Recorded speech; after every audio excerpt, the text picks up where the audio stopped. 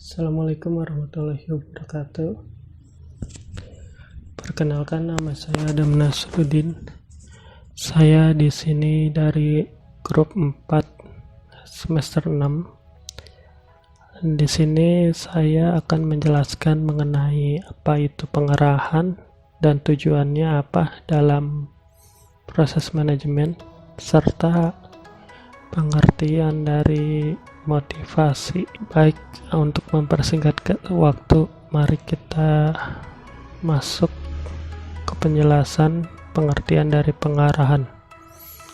Pengarahan itu adalah suatu tindakan untuk mengusahakan agar semua anggota kelompok berusaha agar dapat mencapai sasaran sesuai dengan perencanaan manajerial dan usaha. Dalam proses ini meliputi kegiatan membimbing dan memberi motivasi kepada pekerja supaya bisa bekerja secara efektif dan efisien. Kedua, memberi tugas serta menjelaskan secara rutin tentang pekerjaan. Ketiga, menjelaskan semua kebijakan yang sudah ditetapkan. Jadi kita dapat disimpulkan dari slide ini, pengarahan itu yaitu seorang manajer atau atasan memberi arahan, memberi instruksi bekerja pada para pekerjanya supaya mencapai dari tujuan usahanya tersebut. Slide berikutnya, tujuan pengarahan. Tujuan pengarahan di sini menjamin kontinuitas perencanaan. Jadi dalam perencanaan ini terjamin kontinuitasnya. Jadi tiap tahap dari perencanaan yang telah dibuat terjamin akan terlaksana karena sudah melakukan proses pengarahan ini. Kedua, tujuan pengarahan yaitu membudayakan prosedur standar.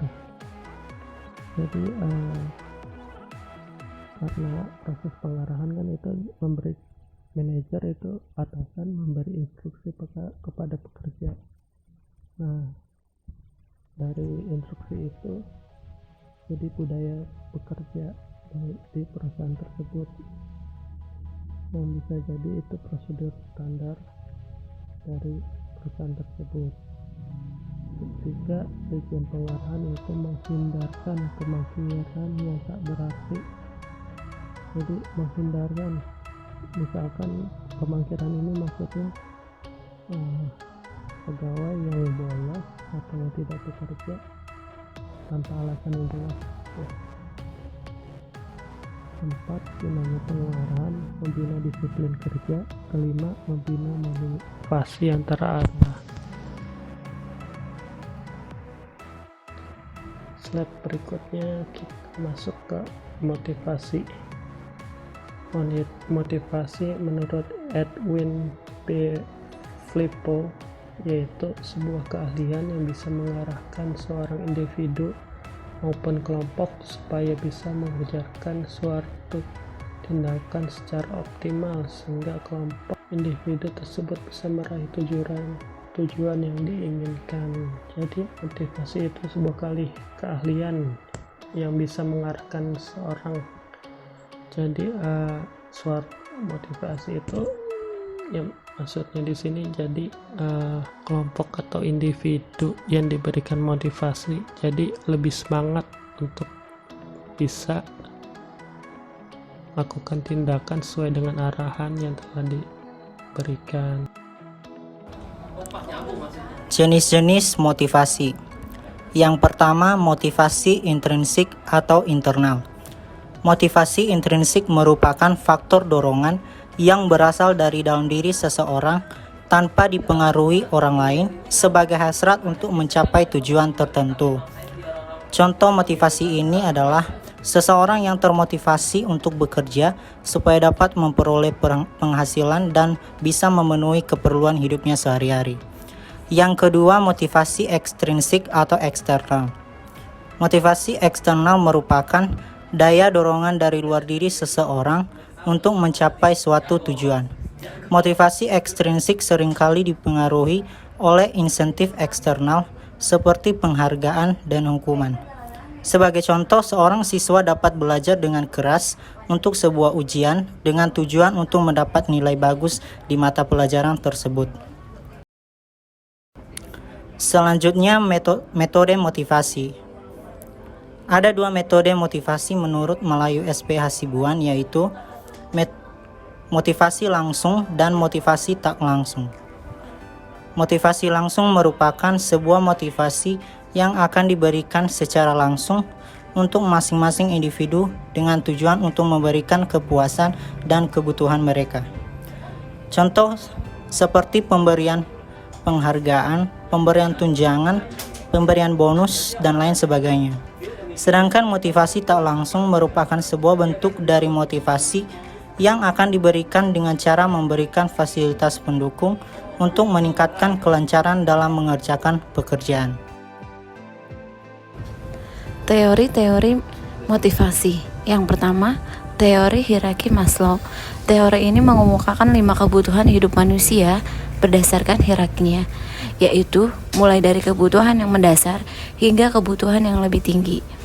Teori ini kemudian dikenal dengan teori Maslow atau teori hierarki kebutuhan. Hierarki kelima kebutuhan tersebut diantaranya yaitu kebutuhan fisiologis, kebutuhan keamanan, kebutuhan sosial, kebutuhan penghargaan, dan kebutuhan aktualisasi diri. Yang kedua, teori IRG Alderfer. Pada tahun 1969, Clayton Alderfer mempublikasikan artikel tentang kebutuhan manusia yang berjudul An Empirical Test of a New Theory of Human Need. Teori tersebut merupakan teori alternatif terhadap teori hierarki Maslow. Teori ini mengemukakan 3 kebutuhan manusia, yaitu kebutuhan eksistensi, kebutuhan hubungan, dan kebutuhan pertumbuhan. 3. Teori harapan Fromm.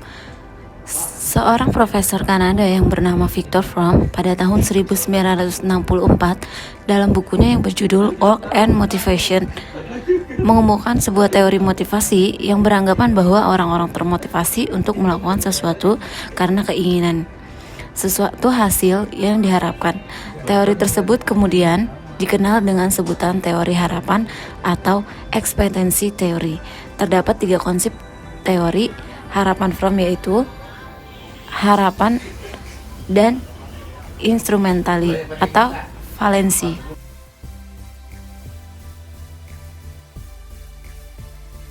Untuk model-model motivasi terbagi menjadi 2. Yang pertama model tradisional dan model hubungan manusiawi. Model tradisional adalah aspek yang sangat penting dari pekerjaan para manajer. Bagaimana membuat para karyawan itu bisa menjalankan pekerjaan mereka yang membosankan dan berulang-ulang dengan cara yang paling efisien. Model tradisional ini digunakan untuk memberikan dorongan kepada karyawan agar melakukan tugas mereka dengan hasil yang baik. Sedangkan dengan model hubungan manusiawi, seperti kontak sosial yang dialami karyawan dalam bekerja merupakan hal yang sangat penting bagi mereka, dan kebosanan serta kerutinan pekerjaan merupakan hal-hal yang mengurangi motivasi mereka dalam bekerja. Para peneliti tersebut menganjurkan bahwa para manajer bisa memotivasi para karyawan dengan mengakui kebutuhan sosial mereka. Untuk model-model motivasi, model ini menyatakan bahwa para karyawan dimotivasi oleh banyak faktor. Mereka beralasan bahwa kebanyakan orang telah dimotivasi untuk melakukan pekerjaan secara baik. Mereka mengemukakan bahwa para karyawan lebih menyukai pemenuhan kepuasan dari suatu prestasi kerja yang baik. Jadi karyawan dapat diberikan tanggung jawab yang lebih besar untuk membuat keputusan dan pelaksanaan dalam tugas-tugasnya. Elemen penggerak motivasi. Menurut teori dari Siswanto tahun 2005 mendefinisikan beberapa elemen yang menyebabkan motivasi itu timbul, yaitu pertama kinerja atau achievement. Seseorang yang memiliki keinginan berprestasi sebagai suatu kebutuhan dapat mendorong mencapai sasaran. Jadi kalau orang ingin bermotivasi, dia timbul karena berdasar dari kinerja itu sendiri, orang itu sendiri. Dan yang kedua ada penghargaan atau recognition.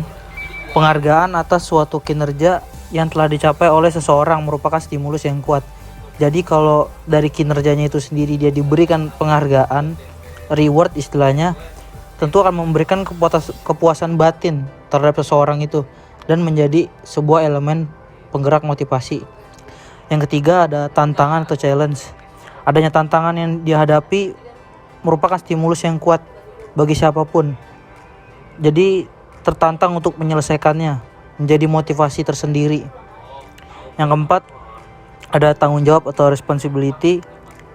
Jadi adanya rasa ikut serta, dia merasa itu adalah tanggungan bebannya dia, menjadikannya itu elemen penggerak motivasi, merasa bertanggung jawab terhadap sesuatu dan berusaha untuk berkomitmen dan beritikat kuat dalam suatu konsekuensi. Kelima ada pengembangan atau development. Pengembangan kemampuan seseorang baik dari pengalaman kerja atau dalam belajar menjadikan stimulus yang kuat sebagai elemen penggerak motivasi bagi seseorang. Seseorang itu akan terus berusaha untuk berkembang, tidak hanya stuck di situ aja. Jadi itu sebagai elemennya. Yang keenam keterlibatan atau involvement. Jadi rasa ikut terlibat dalam suatu proses pengambilan keputusan.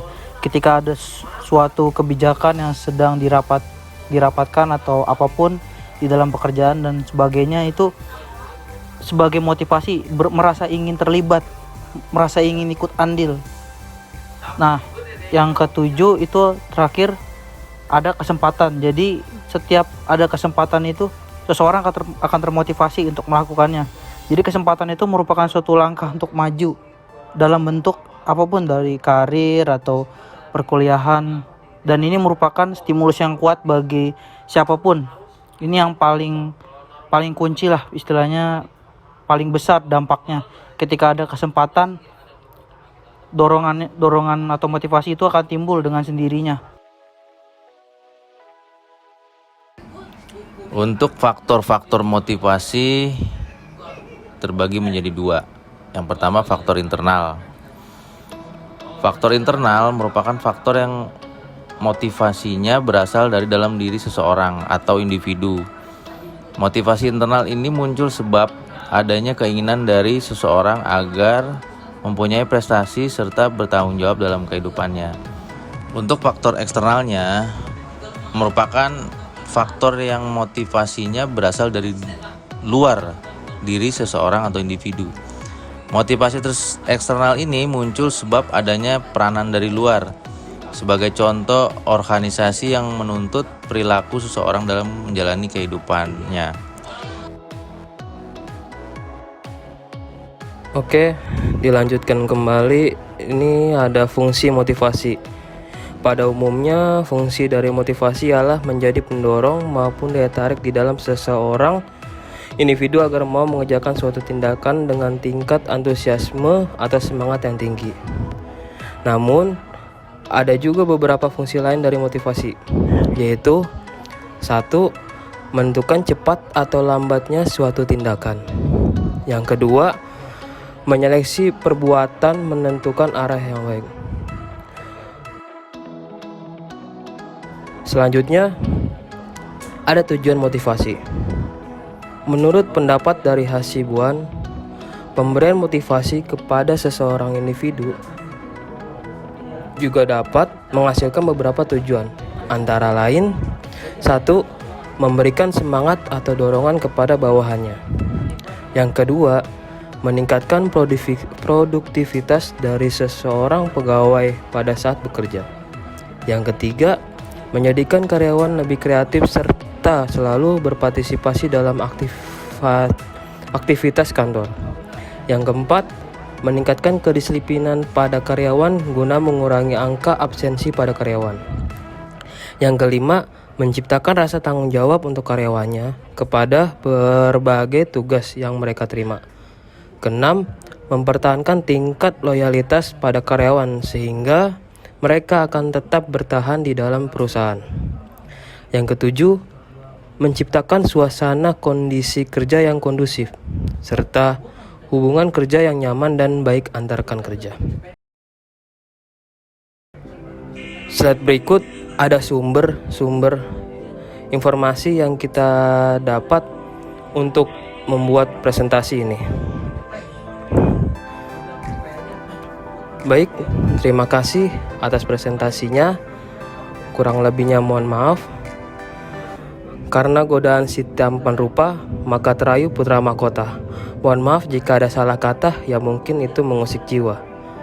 Putih-putih bunga melati, harum mewangi di pagi hari. Pidato saya cukup di sini, jika rindu harap hubungi. Assalamualaikum warahmatullahi wabarakatuh.